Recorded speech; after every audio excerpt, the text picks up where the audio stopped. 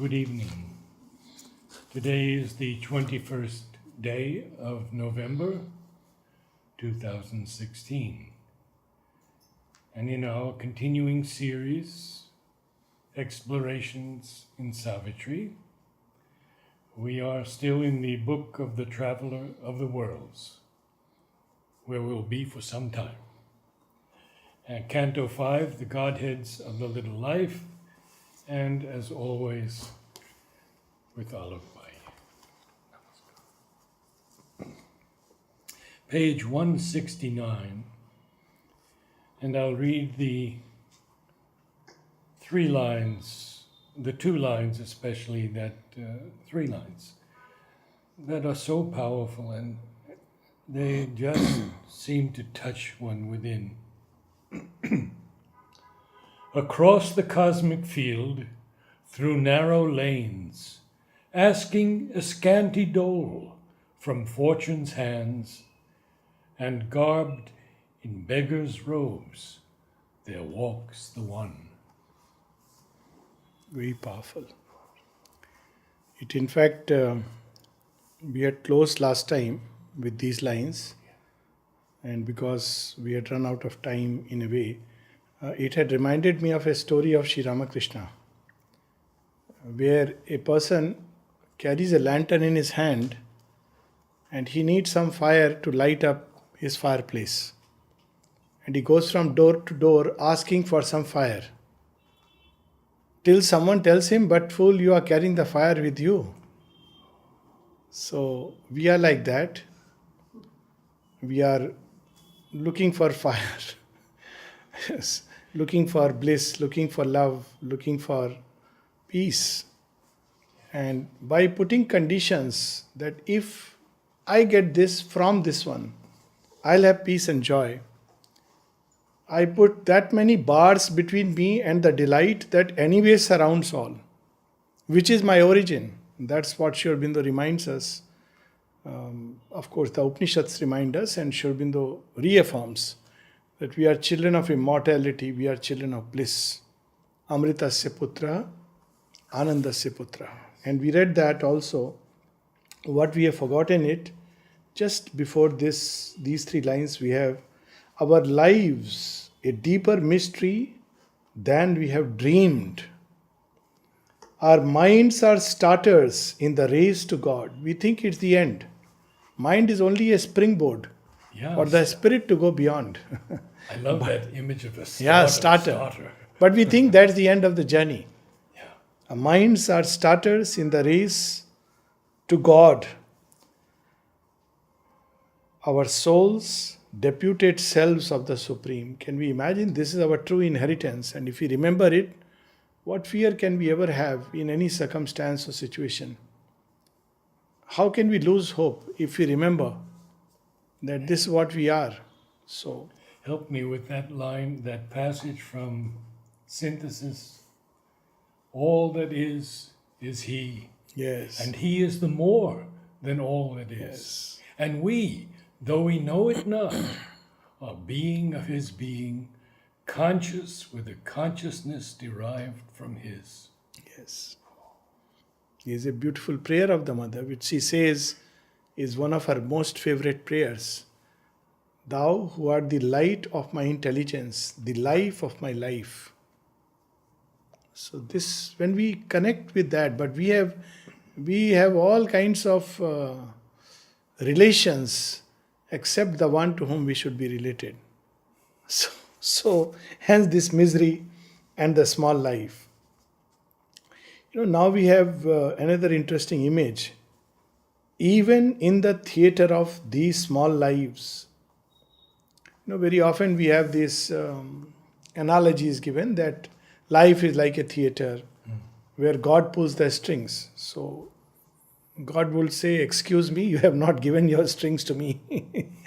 So our strings have been given to all the beings and forces and energies of the lower vital world. And hence, God doesn't directly pull our strings. He pulls these forces because ultimately He calls the last shot.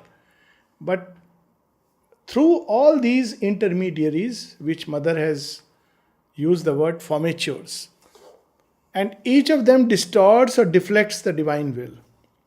It is only when we give ourselves completely to God that He starts pulling our strings directly, not otherwise.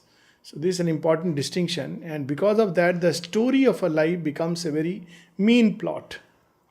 So, because it's a story written by the ego, story written by desire. So, even if we try to do it on a mega scale, it's poor direction. Like, when a director is poor, the producer may pour a lot of money. You may go to this location, that location, but the plot will always be very badly directed, and you can feel it. So here, that it's not that everyone has this theater of small life, but here Sri Aurobindo is referring to the kingdoms of the little life. When we have lent ourselves to the lower vital, even in the theater of these small lives, and yet there is hope. Behind the act, a secret sweetness breathes, an urge of miniature divinity. Even in the smallness, even in the animal creation, leave aside human beings. Look at the way a mother tends its baby, and you will feel here too there is divinity. The way she guards, protects, nurtures, nourishes, cares, sleepless vigil. Mother gives the example of that cat. And she, not the soul, but part of the being of a Russian lady had incarnated in her. And she had found her way to the ashram. And because her children had died in a very unfortunate tragedy, even as a mother cat, she carried that impression. So she would guard these little kittens. As soon as they were born, she would not leave them for anything. It was very difficult now. Till one day she learned the trick, a trick we all should learn. She took them one by one and put them at mother's feet. At mother's feet, yes. And got free. Reminds me of our beloved Nalnida. He had 4 children. And someone complained to the mother, "Mother, he doesn't look after his children." So mother called Nalnida and said, "What is it, Nalni? I hear you don't take care of your children." He said, "Mother, but they are your children." They are your children. That was the end of the story. So, there is a way to, even in this smallness, there is a secret sweetness, an urge of miniature divinity. You see, this is the system in India. Even a small little statue of God is God. So, miniature divinity. I remember someone once asked Champaklaji for a picture of the mother, and he gave a small picture of the mother to him. So the person said, "But this is very small." Champaklaji suddenly, his mood could change. He snatched it away. He said, "Go, you don't. Small. This is mother. Small picture." So we see that, urge of miniature divinity, urge that trend towards a mystic passion from the wells of God flows through the guarded spaces of the soul.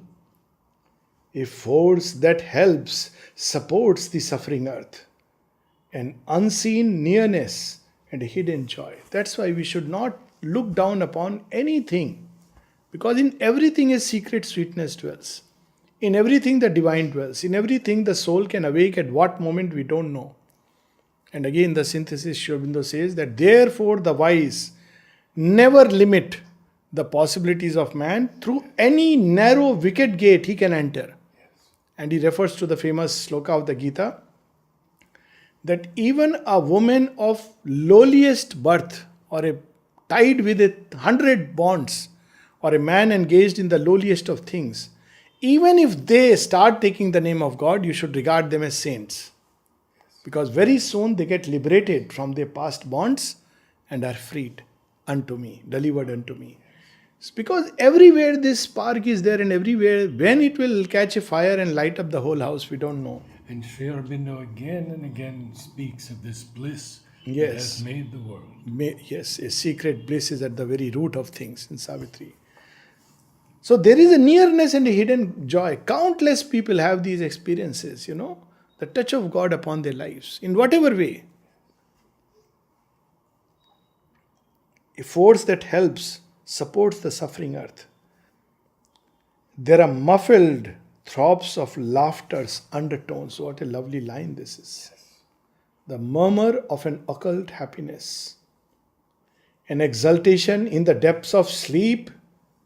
A heart of bliss within a world of pain. On the eve of 24th Siddhi Day, the day when Krishna descended, he is leading us to Krishna in another way. A heart of bliss within a world of pain.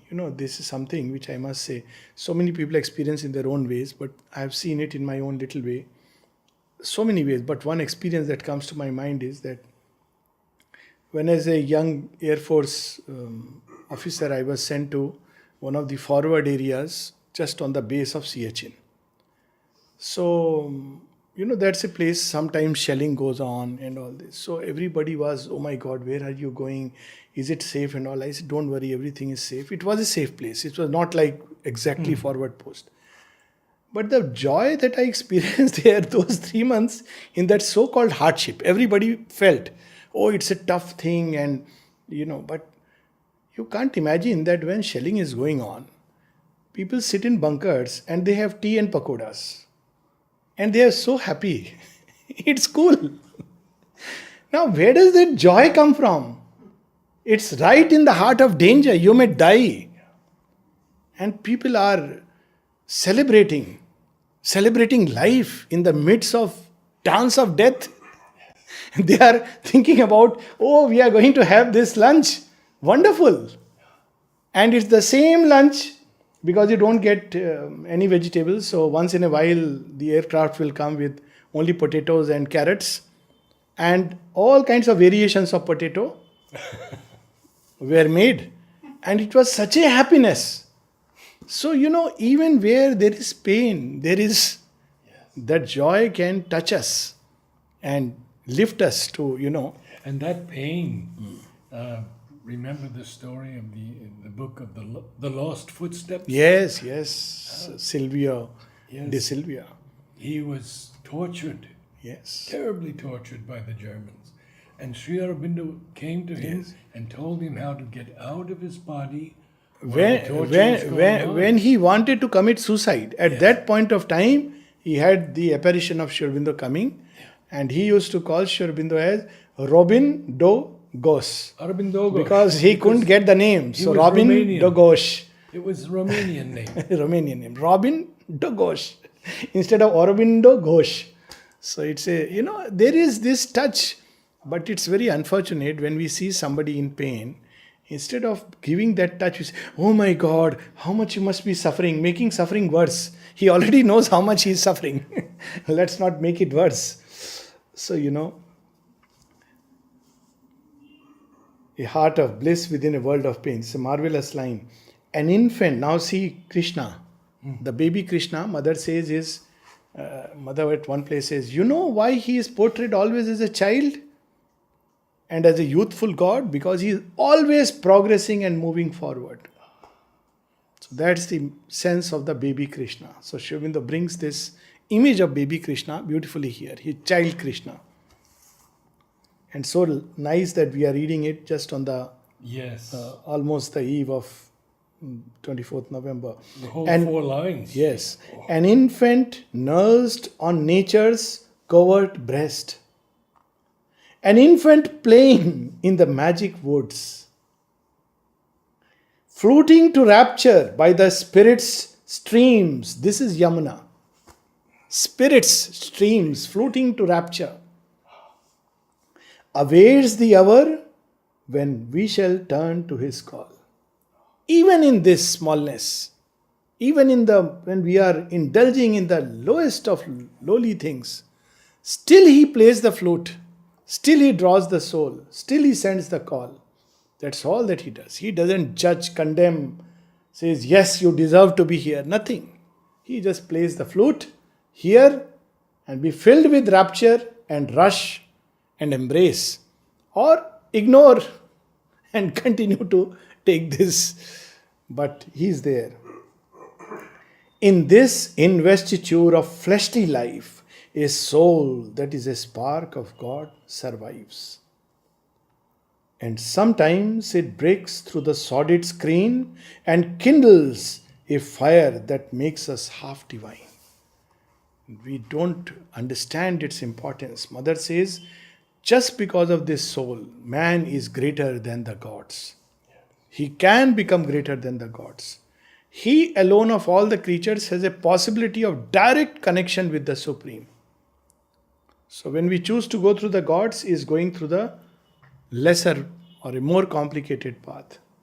Man can directly connect with the Supreme. This possibility is there because he has this soul within. And kindles a Kindles fire. it, makes us half divine. So many here, I'm sure, Yeah. have had that fire kindled Yes, at one absolutely. point or another. Yes. It Because makes we us- wouldn't be here otherwise. Absolutely. And it survives. It does not give up. It does not lose hope. It carries the journey. In our body's cells, there sits a hidden power that sees the unseen and plans eternity. So, we think of, oh, this life, this death, this disease, this is our vision. But there is a power that is sitting there, which when it sees that, well, this body is no more, it cannot serve the purpose of the evolution anymore, so it discards it and goes and takes up another body, sees the unseen, and plans eternity, not just a small little. And that's why there is death. When the psychic chooses, when it feels that no, progress cannot take place anymore in a body. The body may be damaged due to accident, disease, or any issue. But till it decides, death cannot come. It can hover around, it can linger, but it needs permission or allowance by the soul. And now a marvelous line, our smallest parts have room for deepest needs.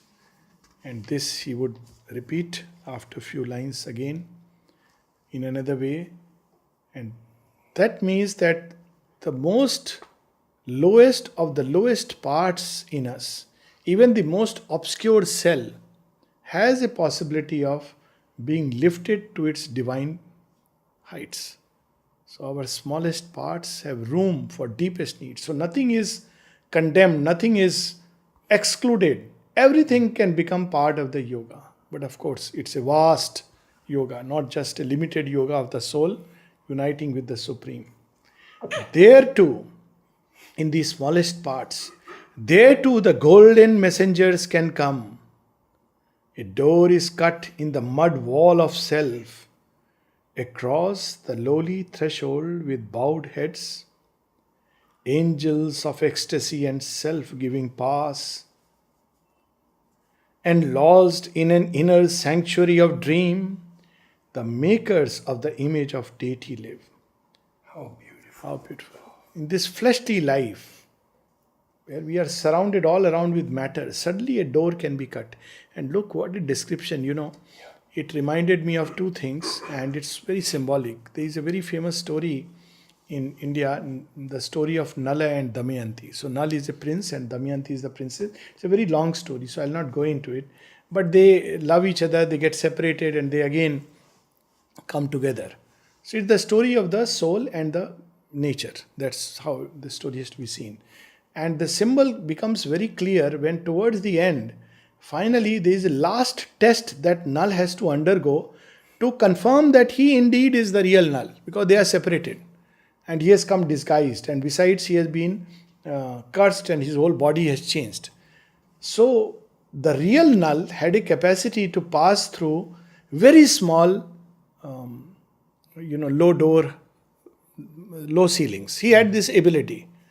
And so the princess deliberately asks him to come and pass through a low door. And he does it. And she knows that it is he. Now, this is one story. Another is Amarnath, where when we go to the temple, you have to go through a very, very narrow passage where you have to, bow down. Now, it's so symbolic that you have to have humility before the divine. So it's a low door through which one passes.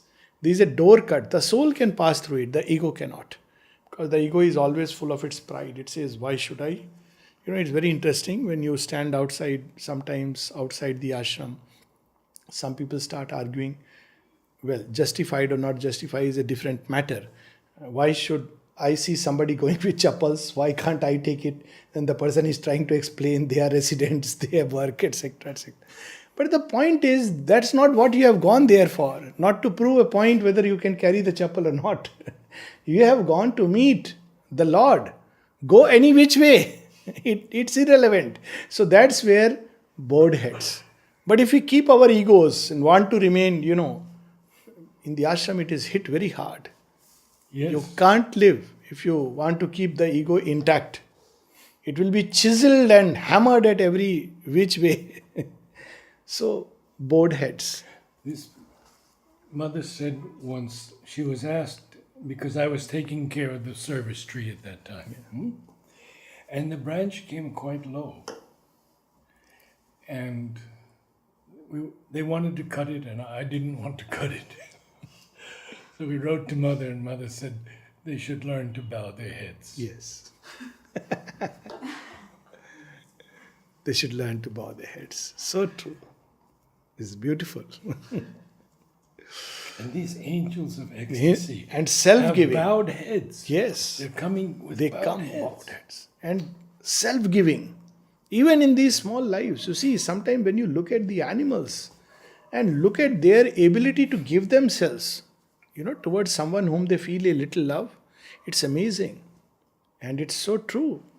It's there in the Upanishads, and the mother says that, and Sri Aurobindo also says that, we think we are the greatest of creations. Well, we can become the greatest of creations, but only if we awaken the soul. Otherwise, if we compare qualities, we are worse than animals in many ways. So, makers of the image of deity, the gods, the angels, who will make this bodily image and give form to our inner being to reflect the deity. And what are some of these soul movements in our humanity? Pity is there, and fire-winged sacrifice, not just an ordinary sacrifice. Fire-winged sacrifice. And this pity is not a pity of weak pity that at different places Mother and Sri Aurobindo have explained. Yeah. But something which is kind, compassionate, something strong which can uplift. There is a pity which makes us turn away from pain. We resonate with the pain but turn away because we can't bear it. But there is a pity which is strong, the pity of the strong over someone who is suffering and whom they can lift out. So pity is there, and fire-winged sacrifice. And Mother has two flowers. One she calls divine solicitude, and the other one divine solicitude rightly understood. Oh, yes. That's solicitude, yes. You see, yes, of the Divine Mother. Yes. Fire-winged sacrifice. An absolute giving of oneself regardless. And flashes of sympathy and tenderness.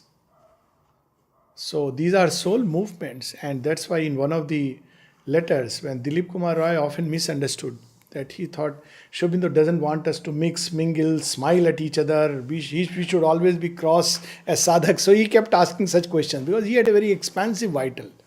So he would often ask that, it looks like in your ashram, it's almost the rule that sadhak should be at daggers drawn with each other, should not smile. And Sri Aurobindo takes pains to explain that friendship and affection are indispensable notes.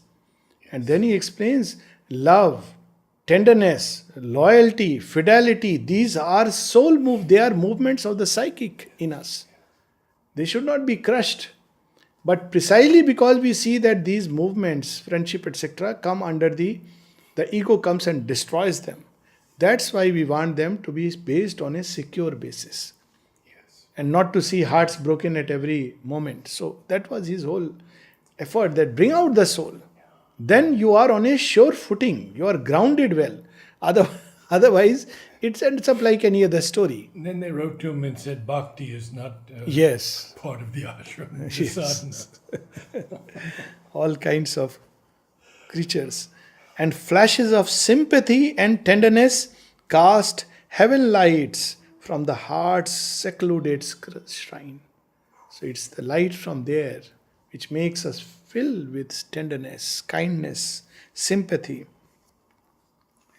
A work is done in the deep silences. A glory and wonder of spiritual sense, a laughter in beauty's everlasting space, transforming world experience into joy. Inhabit the mystery of the untouched gulfs. See, this transforming world experience into joy comes again in World Soul, where Sri Aurobindo again speaks of Krishna but in another dimension, and where he says that what does he do? He transforms all experience into delight. So how does it happen? There is a very simple everyday experience of every one of us. When we look back 10 years back, surely we would have experienced some pain or the other. Maybe, if nothing else, an examination which was of utmost importance to us. Or maybe a jilted love which gave us a lot of pain. But 10 years down the line, when we look back, we laugh at it all. And that's why we can tell others, don't worry, after 10 years you will laugh at it. It's just a moment that will pass away. But at that point of time, it's extremely painful. And it's true that some people are so much caught in the pain that they unfortunately end up doing tragic things. But if they only waited, that who sits within us will transform it into delight. It will change into a laughter. I'm sure many of us, I have had a number of these things when I look back at all the stupidities. I just, once Chaman Lalji told me something very nice, very beautiful, in his own inimitable style. Yes. Wished me happy birthday. So how old are you? I said, I'm 56. He said, let me remember the exact words. He said, too young to be wise, too old to do stupid things. Something like that. I said, yes, you got it right. You got it right. So, obviously everybody does stupid things and then we laugh over it. And, we understand it changes into delight by the God touch. Unless we carry a big burden and remember that's where something is amiss. Otherwise, in most of us life, it changes into something else, which is beautiful. And people who are 50 will connect with it, I'm sure. Or maybe those even less than that. So, transforming world experience into joy. All experience, the seemingly good, the seemingly bad. Yeah. When people look back upon their lives, they don't look at... Mostly they see things which were joyous. Ask anyone to recount their life. And barring a few, they will, you remember I went there and this happened. You remember I went there. Or I'll tell you about this. These generally, experiences which are like point to point of joy. But when we are going through it, there are all kinds of issues. But it's those experiences when we are about to leave that stay that with us. Yes, they are still with us. And they come to us like a flash, like a review. That's what we should do when we are standing in queues for ATM. We should remember life with joy and remember what a wonderful cause this is. It will end in joy. It begins with joy. Momentary discomfort notwithstanding. Lulled by time's beats, eternity sleeps in us. Oh, what a line. What a line. We are running from moment to moment. From event to event, from circumstance to circumstance, situation to situation, from phenomena to phenomena, from appearance to appearance, from scene to scene. Times beats. So what happens? Eternity goes off to sleep. So this fellow is too busy. When he will be done with it, then he will perhaps wake up to me, who am sleeping inside. God says, I am going to sleep for a while. You play your toys. When you are done with it, you will call me. Like children, when they are busy playing. So they keep playing. And mother is busy preparing. She will call once, twice, come, come, food is ready. Child is not, he is busy with playing. After some time, he feels the hunger. Then, whatever be the toy, mama, is it ready? It's ready for a long time, my child. So, the divine has made everything ready for us. We are busy with the toys. He just waits that we once turn and say, Mother, where is that meal which you offered to the gods? You know that prayer of mother? Since man was not ready, not prepared to take the meal that I had prepared for him, I offered it to you, O Lord. So, in the sealed hermetic heart, the happy core, the core in us is happy. It's full of bliss, sweetness, peace. So, how to find peace? Go into the core. As simple as that. And the closer we get to the soul, the more we will be spontaneously at peace and happy. This will be the sign. Unmoved behind this outer shape of death, the eternal entity prepares within its matter of divine felicity. Unmoved by this shape of death. All the experiences of our outer life. The Divine Mother is inside preparing another life for us. Life far more beautiful. Its reign of heavenly phenomenon. Even in our skeptic mind of ignorance, a foresight comes of some immense release. Our will lifts towards it, slow and shaping hands. Each part in us desires its absolute. The same thing. Our smallest parts have room for deepest needs. Each part in us desires its absolute. Even the lowest of the low movements can be transformed into their divine equivalent because they all derive from the divine, and here we experience them as shadow. Mother gives an interesting example of somebody who is greedy and a man of avarice. So she says that people who are misers and who hoard lot of things, they won't part with it. So someone asks, what is this movement? She says it is the shadow of another movement which is essentially about concentration. The ability to draw forces to oneself and concentrate, which is a divine movement. But here when it comes into the ego usurps it, then it starts hoarding things, saving things, wanting more things. But even in that obscure movement, greed, avarice, it owes its origin to something in the divine. Rudra, anger is a movement of weak vital. It's the Rudra energy usurped by the ego and a very weak vital. People with a weak vital get angry. But this also derives from something corresponding in the higher self. And the mother speaks of it that only twice she experienced the Rudra energy coming to her and she asked it to go away. Because she says, I don't want that method. She says, once a little touch came and she says, it's so devastating. So it should be kept away. That's why even when somebody gave a Rudraksh, he said, don't use it. And if you have to use it with that Tulsi's, which is dear to Vishnu, because its effect will be destructive. Destructive on ego, but well, we cling to it, no? We'll feel a lot of pain. Then we'll say, why God is doing this to me? So she would keep away because that was not the method she liked. When Kali would come, she would hold her.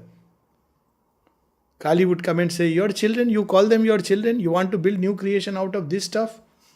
I am going to wipe it all clean. And mother would say, no, don't worry. I know my job. Please stay quiet. She would say, I would keep on always telling her to stay quiet. So often she would come and mother would tell her to stay quiet. And then when she would go, she would carry on with her work, that transcendent love. Even lust, at one point, Sri Aurobindo says in his later writings, derives itself from something which is a shadow of the divine. And here it has to be discarded, it has to be thrown aside. But Sri Aurobindo gives us a clue. What is the way? In ascetic paths, it's by complete suppression of it. In this yoga, it is by sanyama, then rejection, then it goes out, but that part changes into something else. And Sri Aurobindo says that there is a divine principle behind it. It's there in his latest writings, 1949, Supramental Manifestation. So everything carries within it something of the divine. And so he says each part in us desires its absolute. So, to just elaborate on this, our thoughts covet the everlasting light. Our strength derives from an omnipotent force. So quieter we become, the more the stronger we become, because it derives from that. But the more we throw out this strength for our small ego issues, start shouting at the top of our voice, quarrel for, what silly things, whether the food is like this or like that, then this strength is gone. But if we conserve it, then it can give what kind of strength? Yogis are known to have. Sri Aurobindo could stop the entire elemental forces by his mere presence. What kind of strength that is? Revive the dead. So this strength derives from, so even our strength derives from that. And since from a veiled God joy the worlds were made, and since eternal beauty asks for form, even here where all is made of being's dust, our hearts are captured by ensnaring shapes. Our very senses blindly seek for bliss. Nobody could have said it even better. This is what I was referring to. And that is why the touch of the divine in matter. That is the only thing that can free us completely of this, or rather transform these senses. Because inwardly you can feel the divine touch and everything. But matter, because it seeks for form. Senses seek. And when the divine withdraws from the physical sight, it's maddening. And beauty asks for form. And how Mother speaks of beauty. Yes. The importance of beauty in our lives. And when you miss the body of God, it can be maddening. Look at, what happened to gopis, what happened when Sri Aurobindo withdrew. That's beauty manifested in a most perfect form. Some of these disciples were totally distraught. A couple of them went away. Suresh Chakravarti, Moni. Moni went away. Went away. Quite a few others. Mother herself, 12 days, she was all withdrawn. She was just wondering, should I continue? She said it was very easy for me to withdraw. Yeah. But compassion, looking at the children, and of course, calling her, she came back, she came out. Because that's the beauty. It seeks for form. It's not grief of an outer kind. Because it seeks for form. There is a very nice couplet. There was a great poet saint, mystic, not saint, great poet mystic, Amir Khusro. And he had a very handsome guru, Nizamuddin, Hazrat Nizamuddin. And so when Hazrat Nizamuddin died, so his whole body was lying in state, he had long hairs, all hairs flowing. So he wrote a couplet looking at that body. He compares, because he loved him so much, like Hazrat Nizamuddin was his beloved. So he compares his body to a beloved. And he says, Gori soi sej pe mukh bikhraye kesh. The unparalleled beauty, Gori, the fair one, is lying on the bed. And her hairs are all flown around her body. Or his body, it doesn't matter. Gori soi sej pe mukh bikhraye kesh. Chal Khusro ghar aapne, ab rehna bhai videsh. Khusro, let's go back to our home. Now it is night here. And he sees his master's body lying in state. He says, now it is night. Let's go to our home. That can be the impact. Because one seeks the very body. That's why the divine touch in matter. It satisfies a very deep urge in man. How much thousands of inner experiences, subjective experiences, but nothing compared to one physical touch of the mother. Sri Aurobindo's letter. Thousands of inner experiences. You may have Brahman in your inner state. You may realize great truths. Yes. But one physical touch of the mother, incomparable. I think we'll stop here. Our hearts are captured by ensnaring shapes. Even here, where all is made of being's dust, our hearts are captured by ensnaring shapes. Our very senses blindly seek for bliss.